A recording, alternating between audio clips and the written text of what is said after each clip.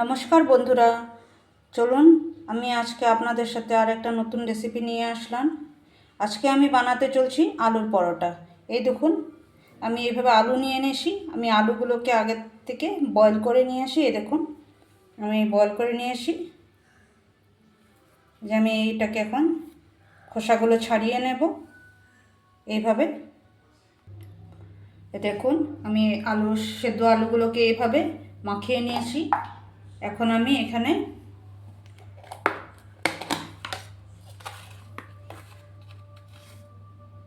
নুন দিয়ে দিলাম,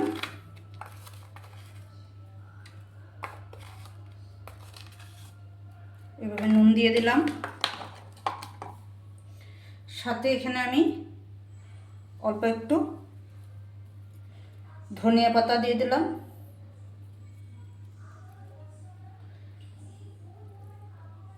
আদা দিয়ে দিলাম,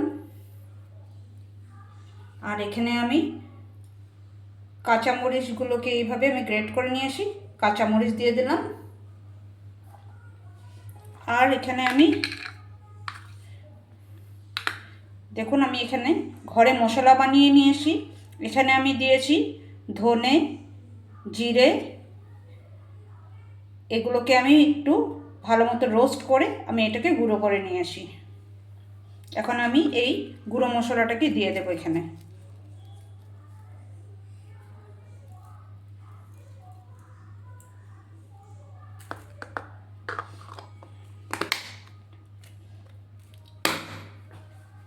এখন এটাকে আমি মাখিয়ে নেব। এখানে আমি অল্প একটু হলুদ দিয়ে দিব, না একটু সাদা সাদা থাকে, তাই আমি এখানে একটু হলুদ ব্যবহার করব। দেখুন, আমি এখানে একটু হলুদ দিয়ে দিলাম।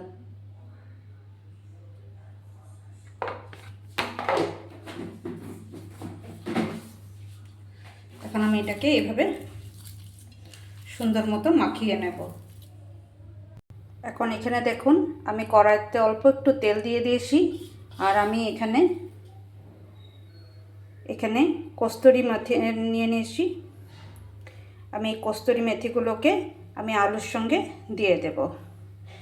আর সাথে আমি নিয়েছি অল্প একটু আপনার কারি পাত্তাগুলোকে, এই যে কারি পাত্তাগুলোকে আমি শুকিয়ে নিয়েছিলাম। শুকিয়ে আমি এগুলোকে গুঁড়ো করে রেখে দিয়েছি।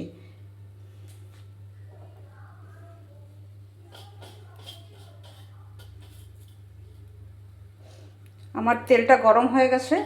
আমি এখানে এখন কারি পাত্তাগুলো দিয়ে দেব। দেখুন, আমি কারি পাত্তাগুলো দিয়ে দিয়েছি। কারি পাত্তাগুলো ভাজি হয়ে গেছে।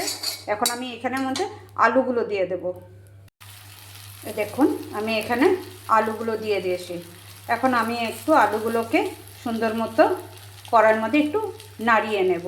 তাহলে একটা খুব সুন্দর একটা স্মেল হবে, সুন্দর একটা গন্ধ হবে। এটা আমি পুর যখন দেব রুটির মধ্যে, পরোটার মধ্যে, খুব সুন্দর একটা ভালো গন্ধও হবে।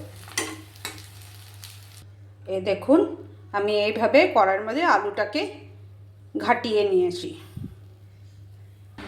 আমার আলুগুলো হয়ে গেছে। আমি এখন আলুগুলোকে একটু ঠান্ডা করবার জন্য এইভাবে ছড়িয়ে দিলাম।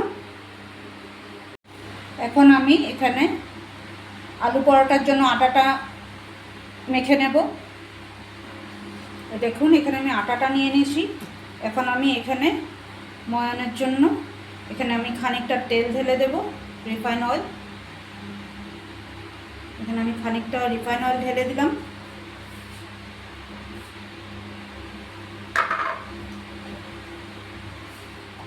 এর সাথে আমি দিয়ে দিব নুন,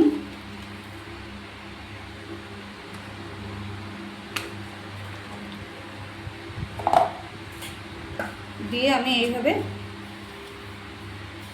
একটু মাখিয়ে নেব। দেখুন, আমি এইভাবে আটাটাকে মাখিয়ে নিয়েছি। দেখুন, আমি এখন যখন আমি এইভাবে মুঠো করছি, এটা সুন্দরভাবে গোল্লা হয়ে গেছে। এখন তার মানে এখানে আমার আটাটা সুন্দরভাবে আমার এইভাবে তেল দিয়ে এটাকে একটু হালকা ময়ান দিয়ে নিয়েছি। এখন আমি যেটা করব, এখন এখানে আমি খানিকটা ধনে পাতা দিয়ে দেব।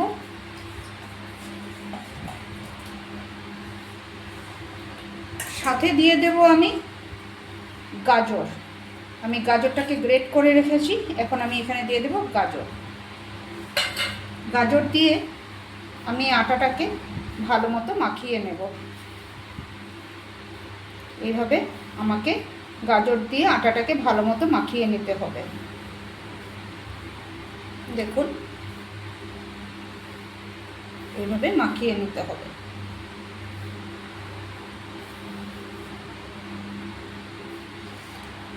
তারপর এখানে আমি অল্প কুসুম কুসুম জল, গরম জল দিয়ে আমি এটাকে মেখে নেব।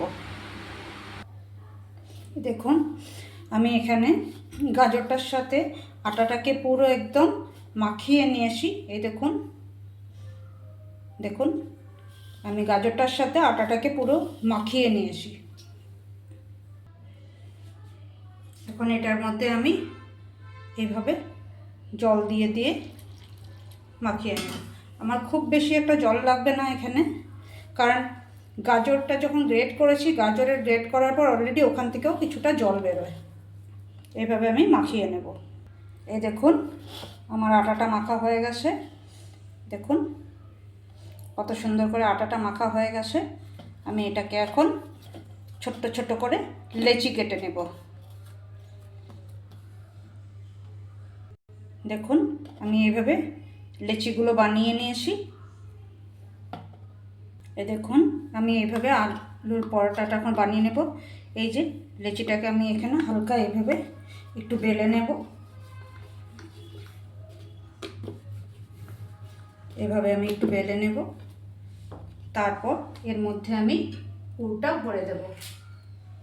এই দেখুন, এইভাবে আমি পুরটাকে ভরে দেব চেপে চেপে। এখন এটার আমি মুখটা বন্ধ করে দিলাম। এই যে এইভাবে মুখটা আমি বন্ধ করে দেব।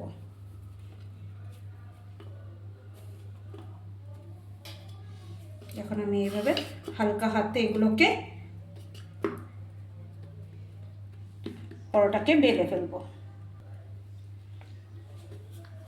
দেখুন, আমি এইভাবে ঘুরিয়ে ঘুরিয়ে সুন্দর করে হালকা হালকা হাতে প্রথমে আমি কর্নারগুলোকে এইভাবে করব। এইভাবে এইভাবে আমি পরোটাটাকে বেলে ফেলবো। এইভাবে আমি ঘুরিয়ে ঘুরিয়ে এইভাবে দেখুন পরোটাটাকে আমি বেলে ফেলবো। দেখুন কত সুন্দর বেলা হয়ে গেছে পরোটাটা। না খুব বেশি মোটা করব, না খুব বেশি পাতলা করব। দেখুন আমার পরোটাটা কত সুন্দর বেলা হয়ে গেছে। দেখুন, এখন আমি এখানে পরোটাটা সেঁকে ফেলবো।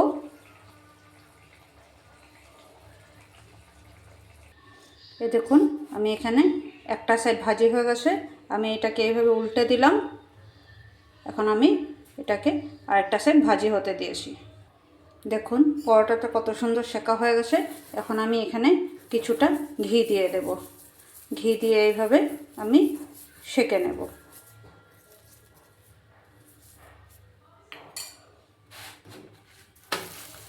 দেখুন এই সাইডেও আমি একটু ঘি দিয়ে দিলাম।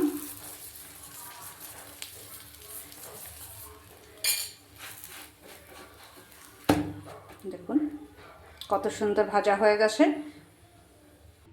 দেখুন এখন আমি আরেকটা রুটি বেলে নিয়েছি এইভাবে, মানে পরোটা, রুটি নয় পরোটা। এই দেখুন এখানে আমি আরেকটা পরোটা বেলে নিচ্ছি।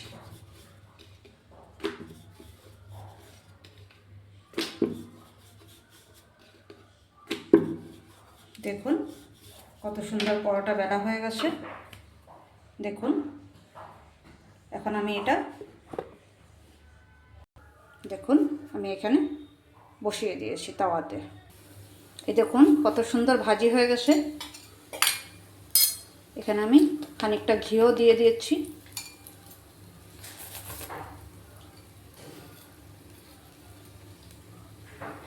দেখুন এভাবে আমি ঘি দিয়ে সুন্দর করে ভাজি করে নিচ্ছি। দেখুন কত সুন্দর,